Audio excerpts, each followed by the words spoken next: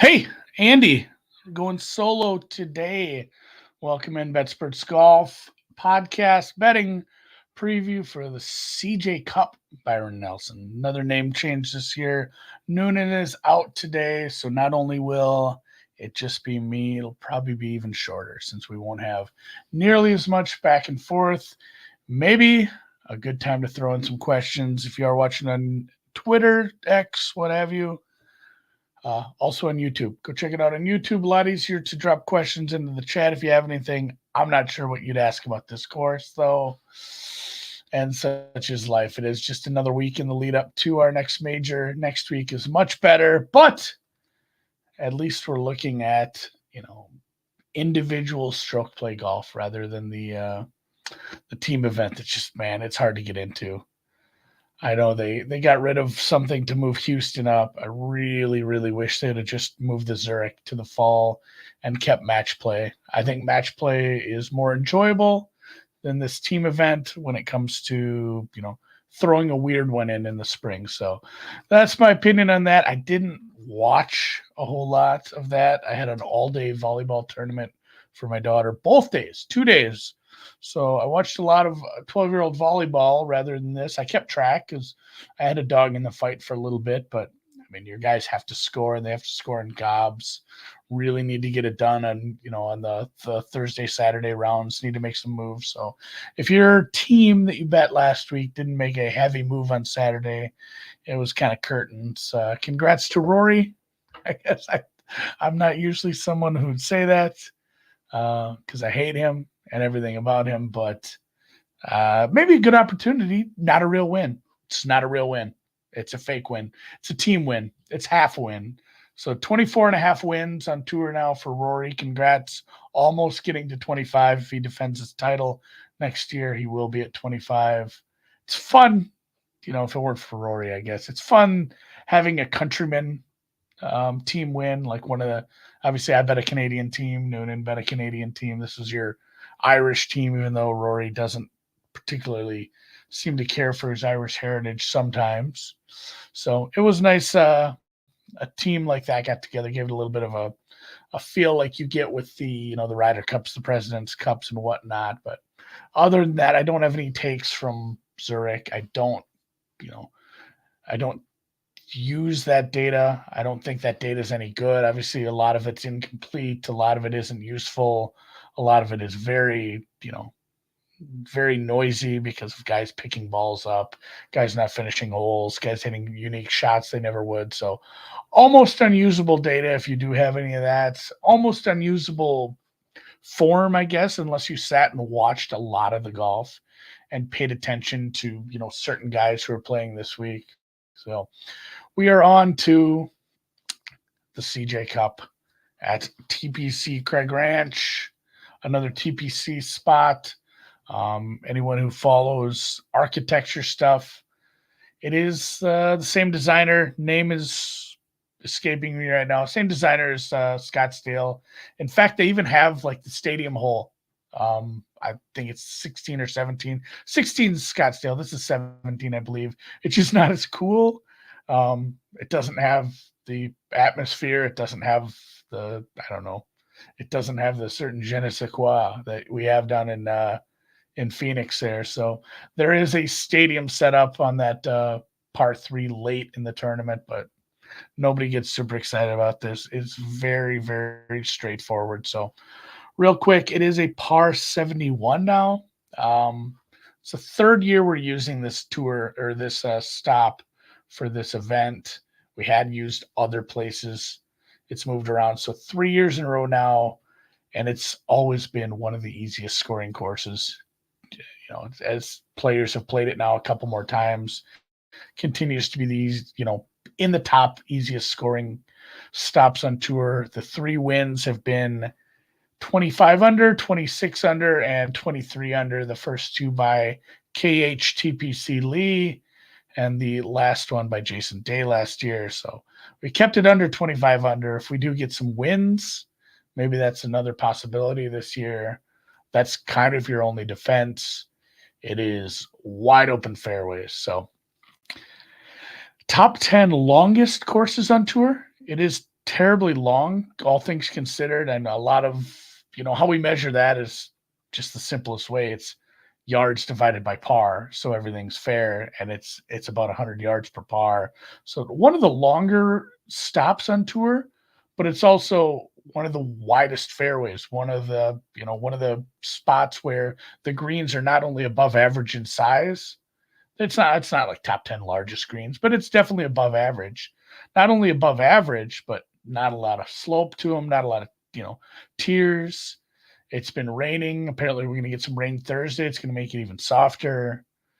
The no shaved runoffs, no really scary areas around the green. Even if you do somehow miss one of these huge greens, the around the green is just so easy. So it is just going to continue to play super easy unless we get some year where we have 4 straight days of the wind just kicking up like a mother.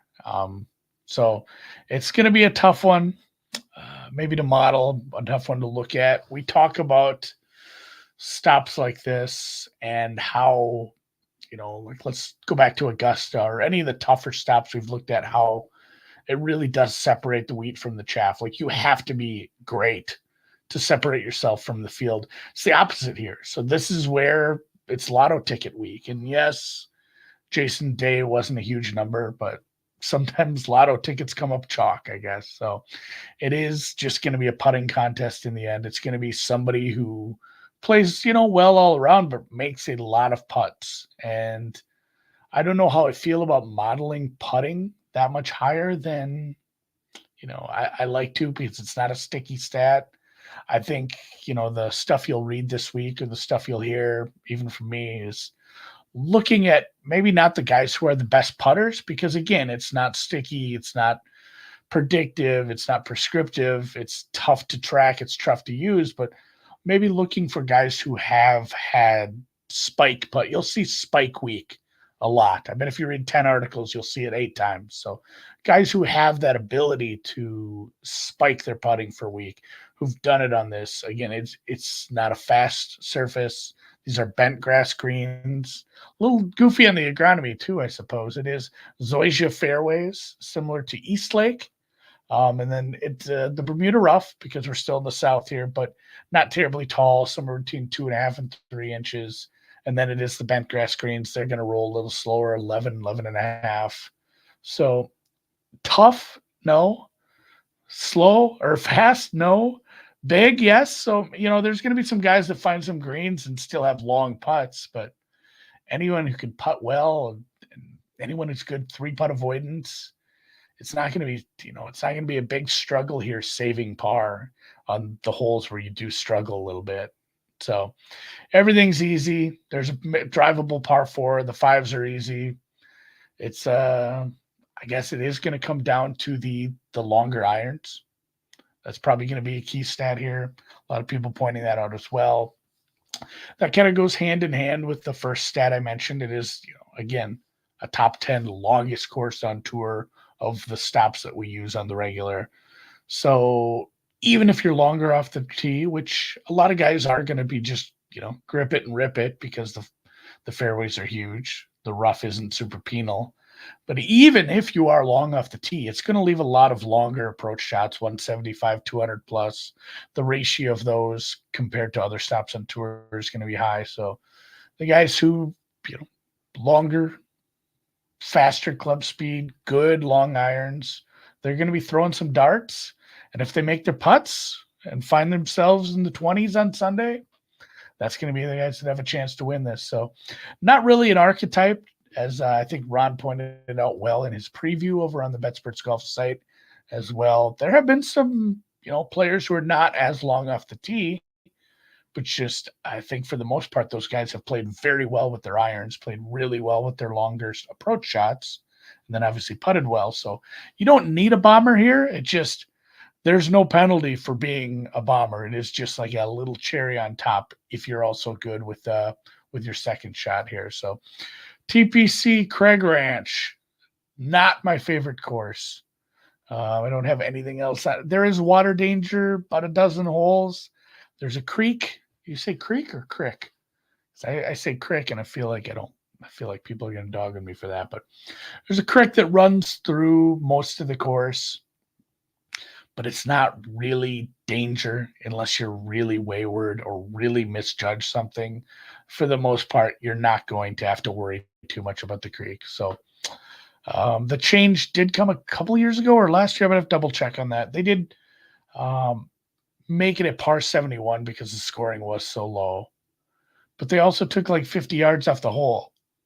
So it didn't really change a whole ton. The scoring is pretty similar. We should see somewhere in the 22 to 27 under range for a winner. And the cut line, based on where we've been the last few years, probably somewhere in the 2 to 6 under range. I think it was 3 or 4 under the last couple of years. So you'll probably see a cut line, on the good side of even for sure. Key stats, as I mentioned, I'm just going to go through some of them I picked out, some of them that Ron definitely agreed with here. Again, it's just basic, good old fashioned strokes gained approach. You're going to have to be, you're going to have to be throwing some darts here. You're going to have to do that to make your putts. Birdie or better, a lot of scoring stuff. Par 5, birdie or better.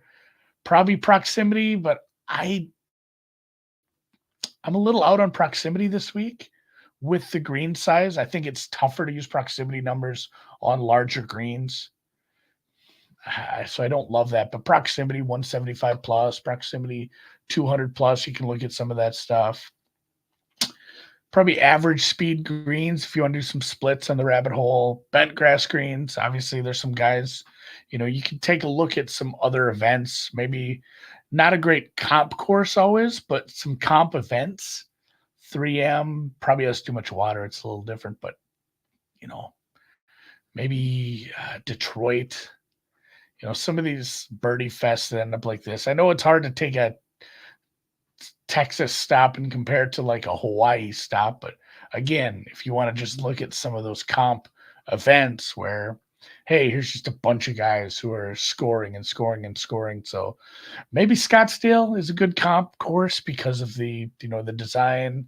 Deer Run is probably another one that probably fits both design and the fact that it's just going to be a putting contest. Maybe even some of the tourist stops like down south, Mexico, Puerto Rico, that sort of thing. Just again with the easy scoring conditions. So Roll It Creek, Roll It. I knew it had a name. I had it jotted down here somewhere. The field, not great. We have a signature event next week. We had the team up event. A lot of guys that skip that are apparently taking the 2 weeks off. I think, honestly, some of the bigger names, again, are just here because it's a Texas stop. Probably some sponsor stuff. It's still, there's still a decent purse, but it's not the $20 million signature purse. So Spieth, Zal, they're from Texas. Tom Hoagie, TCU. I think some of these decent names probably just here because it's more of a local event. Maybe they have some obligations for that, but for the most part, 10 of the top 50 in the world rankings are here. Jason Day is back to defend his title. Tom Kim playing a little better. He's in. A lot of people have tipped Benny on. He's in the field. Sung Jae's in the field. Siwoo Kim. Maybe it's a Korean week. I'm not sure. I haven't got in there quite yet with Benny on, but man, I don't know if I've seen somebody do a preview article and not include him. So, what else do we have? I think, maybe we'll take a look at the model here for a few minutes. Like I said, you can check out Ron's preview. He gets a little more in depth. If you are a member, you can read the whole thing. Some of that is behind the paywall. Maybe a good time to mention it's free week. Hell, I even made a banner. I'm going to make a banner here. If you go to betspurtsgolf.com and you're not a member, you want to try it out, you go click on that top right and say join. You join, choose weekly as your plan, and just enter the code free week. It's very easy, very descriptive. Free week, all one word. I don't even think it's case sensitive, but I wrote it out in all caps. It gives you a free 7 days. Try out everything. obviously the flagship thing is the rabbit hole, the modeling tool, playing with that, but also, like I said, Ron's preview where he goes through every, all the major SG stats and talks about how he's trading this week. All of his extra stuff is there, his betting article, his DFS article, getting into the Discord. He's going to put all his plays in there. He's going to answer any questions you have in there. So just a good week to try it out if you've been on the fence. So yeah, free week. I'm going to cut this off pretty much when the tournament starts. So you have a couple days left if you want to take advantage of that. Just kind of a word to the wise. It is 7 days. So I went back and forth on how giving I wanted to be on this, but the field for the Wells Fargo is released on a Friday. Fields are released on Fridays. It goes into the rabbit hole on Fridays. So you'll be able to, if you sign up today, Tuesday, you'll be able to do some modeling for the Wells Fargo as well. So it's kind of giving you a little more than I wanted to, but I didn't see a way around it. And I wanted to do this kind of an on-off week like this, give some people a chance to take advantage, come in, try it out. So free week is the promo code you can use. And with that, look at me, make myself little here. I'm going to check out the rabbit hole, going to dig in a little. I haven't built a model this week. Looking at the CG Cup field here, CGBG. Like I said, it's tough. We can look at some of these spike putting weeks. I think I do want to look at, just selected the same menu. I do want to look at floor ceiling for putting and see some of these guys who had some spike putting weeks. You can see, if I just sort by guys who've had a 5+ strokes gained putting week. And this is the last 6 months, all round. So this goes back to part of the swing season. Maybe I'm going to take that and put it at 12 months. So it covers the summer as well. So then we'll sort the other way. Vegas, 3.7%. Again, now it kind of it shuffles out. It changes the percentages, so they're not as green. Maybe I will just look at 2024 and see what we've had. Let's apply this to just this season so far to get because it's based on percentages. So Camilo Villegas, and I do believe some of that was the alt events he played in. 5% of his rounds he's gained 5 strokes putting. So he's had some spike weeks. Justin Suh, Sam Ryder, Joseph Bramlett, and Ben Griffin have had some spike weeks. Looks like Suh has had a couple because he's had a decent amount of 4+. We can look at just 4+ too. James Hahn has had not as many rounds. Maybe that's why his percentage is higher. But Justin Suh, we're looking at 25 rounds, 25 rounds with shot tracker on it. Ryan Fox, they're a little redder. I should work on this gradient a little bit. Some of these guys who've, 5% of the time they go out and gain 4 or 5%. Or 4 or 5 strokes on the field just on the greens.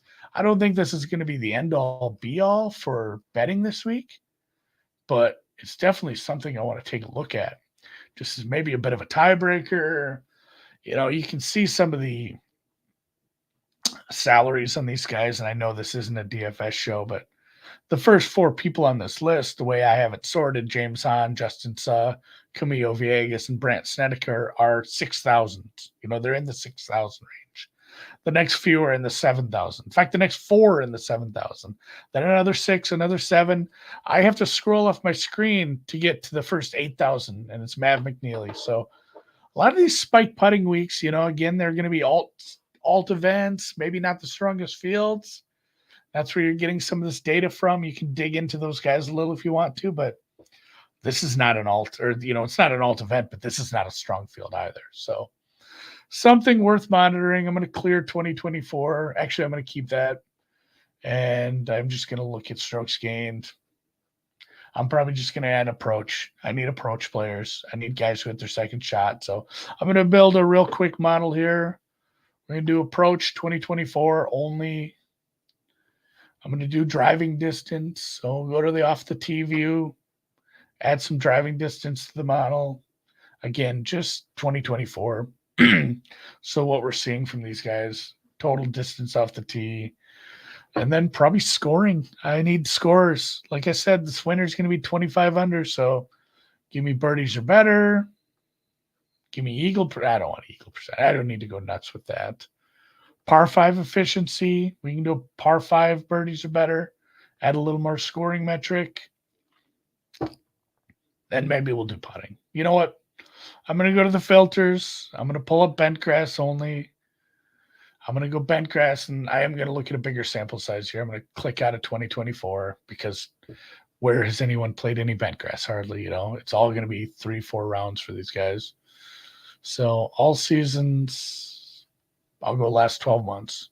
There we're getting a decent sample size. We're getting samples up in the 20s. So I can live with that a little more. So we will go to putting and just, probably just strokes gained putting on bent grass surfaces here. So add that to the model. Oh, I didn't actually click the add button. And from there, oh my gosh, I left a bunch of stuff in here from something I was doing earlier. Oh, we got to get rid of all these. I need a clear all button. That's my next thing I should add. All right, we'll name this one Andy. Oh, it's going to have my name on it. We'll call it TPC Craig Ranch. Approach, give me 30. Driving distance, 20. These are a little lower because I'm kind of double dipping there. Putting should be, we're going to go a little higher here. I don't know how high I want putting. Go 15 there. We'll even save this as an expert report. Like I mentioned, if you do want to try it out for a week, I'm going to generate this model quick. But if we were to go to something like this, you see here, click on View Expert Rankings. You can look at Ron Klaus's, CJ Byron Nelson model, Noonan's first look. Vicenzi has one up already. Noonan has an earlier one. I'm sure Andy Lack will have one up here eventually. So you can go look at anyone's expert models, scroll through them, sort them however you want to look at it. Obviously, we're just sorting by rank right now. Max McGreevy not getting a lot of love. We just don't have a lot of data. But in the model that I made in very short order, that, again, uses approach, driving distance, a couple of birdie or better stats, and a little bit of putting, we're looking at Keith Mitchell. Killer Keith at the top. He played last week. Tom Hoagie, obviously, approach. He's first in the field in approach in the sample size I use, so he's going to be high. Driving distance, as you can see if you're watching, and again, if you're not, I'm trying to be as descriptive for the podcast listeners, but I'd always encourage you to go check it out on YouTube if you want to see this part. You can see him and Hubbard, Homeless Hubs, Mark Hubbard, second and third. Not longest off the tee, but really good at approach, really good in the scoring metrics, so that's why they're up there. The Swede, Henrik Norlander, fourth, again, not so long off the tee, but a good approach player, some nice scoring, some nice putting. Ryan Moore, approach and putting, nothing really in between. Siwoo Kim, previously mentioned, another one who's playing well, especially with his irons. Jaeger, as you look at this, it's green across the line. Nothing too dark, though. He has just been excelling in everything. Obviously, he has a win. He is the man who beat Scotty. So Stefan Jaeger might be somebody I'm looking at this week. Nate Lashley, Nasty Nate, and Alex Nord, another couple who are a little shorter off the tee, but good approach. Peter Quest. I always want to say Quest. I have a hard time giving a U a W sound. Peter Quest, not excelling in everything really other than the putting numbers. I don't know how big that sample size is, but he hits it a country mile. I think his approach is pretty decent. So he's somebody I looked at. I do want to play just a couple of these longer bombers, these younger players, some of these bigger prices. He's $7,500 in DraftKings salary, so that can tell you a little bit about where he's going to be in the betting market. Parker Cootie, he played last week with his brother. Adam Scott, his name came up in some other research I was doing. He is a former Singapore Open champion, which is where Liv is this week. Andrew Novak, great irons in this sample at least. Nothing else really sticking out. Dylan Wu, Doug Gim, Harry Hall, Joel Dahman, Aaron Rai, Benny An, and Justin Lauer, rounding out your top 20 in this model. And I should mention Michael Kim, 21st, just because I do enjoy his banter on Twitter. I like reading his threads after he plays. It's interesting to get the viewpoint of an actual golfer without having to read a whole article that I don't feel like reading. So Jake Knapp, another one that I looked at a little bit there. He is 26. I joked about Toasty a little. Maybe I just sort by driving distance. I'll find him. I joked about betting him on Twitter. He is 4th in driving distance, but his approach has been not so great. I think that is something I'll probably end up going and looking at. Probably some other splits on that, seeing where he sits in maybe some proximity numbers, seeing if, this one data point is accurate, because that's the problem with doing things like this. You're looking at one data point. You're seeing, you're basing, is he good on approach? You're kind of giving it a binary outcome. Yes or no, red or green. Whereas there's a lot more context to that. And, looking at where did this sample size come from? What tournaments did he play inside that sample? Was he able to take advantage of his long drive in those tournaments? Or was he having to hit some iron shots that maybe he's less comfortable with that he won't have to be hitting here because he can, just piss rope it, hit it 350 here. Again, people aren't going to be worried about some of this rough. It's not super penal. It's not terribly long. So for the most part, I think you can take some of that with a grain of salt, but some of the guys I'm looking at this week, oops, I still got the model behind me there. So other than that, from a betting standpoint, I feel like I had the odds up here. Some guys I did look at. I don't want to bet Jordan Spieth at 16-1. I don't know how I feel about him right now. Again, it's an easier course. I don't know if I like him on easier courses. I like him challenged. Siwoo Kim, again, he came up in the model, but it's 18-1. Jason Day is 22 to repeat. Zal is 22. I'm just looking at one book right now. I don't have a big odds screen up. So some of these are a little off, just kind of getting the general idea. Benny On's been bet down a touch to 25. Adam Scott, 28 in that range. Same with Norin, Sung Jae, some guys I talked about. Tom Kim's been bet down. I know there's some early numbers on him. People have sold themselves on Tom Kim, saying he's ready to rock again. He's looking better. But in that range, if I had to bet some guys, and again, I don't give a shit that he already won and we missed it or whatever, but Stefan Jaeger, 30 or better. Tom Hoagie, 30 or better. Like, you got a guy that won on tour that's been playing good golf, and you got the best irons player that's here in Tom Hoagie. So a couple of those guys plus Keith Mitchell, those are some names I like in that 30 range. And then, like I said, Peter Quest is going to be 60, 70-1. Looks like he's 60 here. I'm willing to look at that. Jake Knapp, 80-1 if you want another guy who can hit the piss out of it once in a while. And then Toasty's 100-1. I've seen other people take some shots on him. I think that's somebody I'm going to look at. In the bombs range, it's probably him. The other German, Matty Schmid, is getting some looks. Justin Lauer, like I mentioned, he was up there. So I think for the most part, I'm going to have to make some tough decisions because I don't know if I want to bet all three of Hoagie, Jaeger, and Mitchell. I think I'm going to have to call one of those. It's going to be two of those three. I like them all. I'm going to go do just maybe, another thing I like to do in the model. I can share that again when I'm starting to look at this. Got to get myself out of the way.